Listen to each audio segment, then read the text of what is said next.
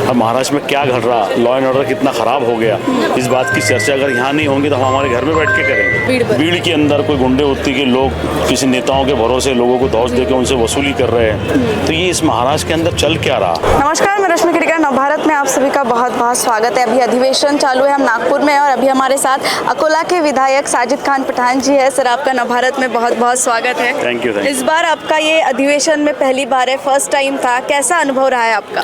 नहीं, अच्छा अनुभव था। इतना मैं बहुत छोटे हाउस से आया अकोला महानगर पालिका से, और आते से बड़े हाउस में मेरी एंट्री हुई। मैं सब देख रहा हूँ, अभी सीख रहा हूँ, लेकिन मुझे अफसोस इस बात का हुआ कि यहाँ जो है कि बिना अध्यक्ष के आप बात नहीं कर, जब तक अध्यक्ष आपको परवानगी ना दे। छोटे हाउस में नहीं होता, हम लोग बात कर लेते थे, लेकिन अफसोस इस बात का हुआ कि आज हमने परभनी जैसे इशू के ऊपर बात की।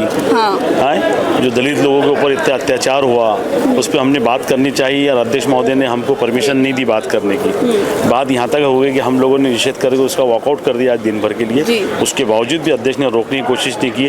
हम तो देखो, ये हाउस अगर शुरू है तो बात तो महाराष्ट्र की होगी।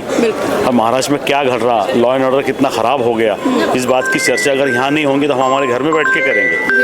और जो जनता ने हमको और आपको हमको चुनकर दिया, ये उद्देश्य है कि उनके जो प्रॉब्लम्स है वो आप हाउस में रख के उसका निवारण किया जाए।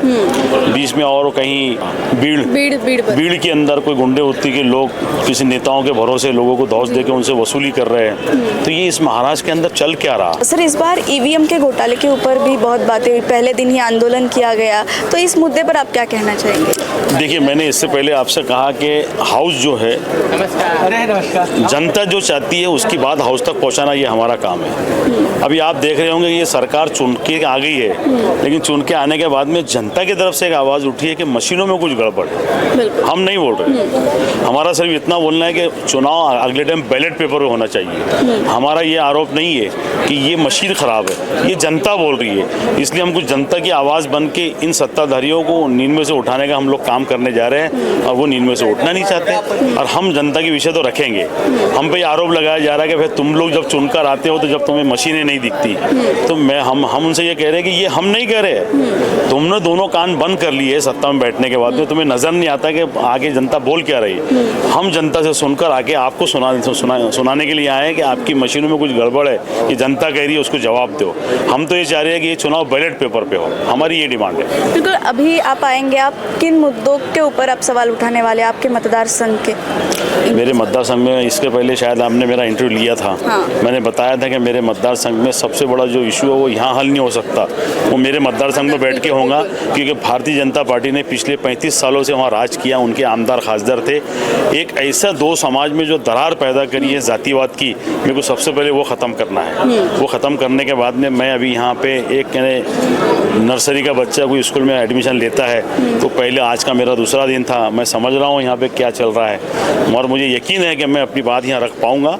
ये सत्र में भले नहीं, अगले सत्र में तो मैं रख ही पाऊँगा। बिल्कुल, ये जो अधिवेशन होता है विदर्भ के लिए हम करते हैं, आप अकोला से है, विदर्भ से है, तो कहीं ना कहीं ऐसा लग रहा है कि विदर्भ के मुद्दों को ही नज़रअंदाज किया जा रहा है या जगह नहीं मिल रही है आप? बिल्कुल सही बोल रहे हैं आप। मैं हाउस में बैठ के देख रहा हूँ, उनकी विषय पत्रिका भी देख रहा हूँ, तो इसमें विदर्भ को लेकर कुछ है ही नहीं। इन सबको फिक्र ये है कि अभी मंत्री बन गए, इनके पास में खाते कौन से आएंगे। बाकी लोग नाराज है कि हमको मंत्री पद नहीं मिला। अब कल से एक बड़े नेता का फ़ोन स्विच ऑफ, आज शाम तक दूसरे नेता ही फ़ोन स्विच ऑफ करने वाले ऐसी चर्चा है। तो मुझे तो डर लग रहा है कि आने वाले दिनों के अंदर ये पूरा हाउस चलेगा भाई, ये 6 दिन चल पाएगा कि नहीं चल पाएगा, बीच में कुछ गड़बड़ होने की आशंका नजर आ रही है। मैंने मेरा नज़रिया बता रहा हूँ जो मेरे को दिख रहा है, शायद मैं गलत भी हो सकता हूँ। नहीं, बिल्कुल सर, आपसे बात करके बहुत अच्छा लगा। आपके आने वाले समय के लिए आपको ढेर सारी शुभकामनाएं। आपका पहली बार था, आप जो जातिवाद का मुद्दा जो आपने कहा कि ख़त्म कर रहा है, और मुझे लगता है कि कुछ हद तक वो ख़त्म भी हो गया होगा। और धन्यवाद, आज हमसे जुड़े आपको ढेर सारी शुभकामनाएं। Thank you sir. Thank you. तो ऐसे ही अपडेट्स इस विधानसभा के हम आप तक पहुँचाते रहेंगे। तब तक मेरे साथ देखते रहिए। कैमरा पर्सन तन्मय के साथ रश्मि खिड़कर, नवभारत, नागपुर।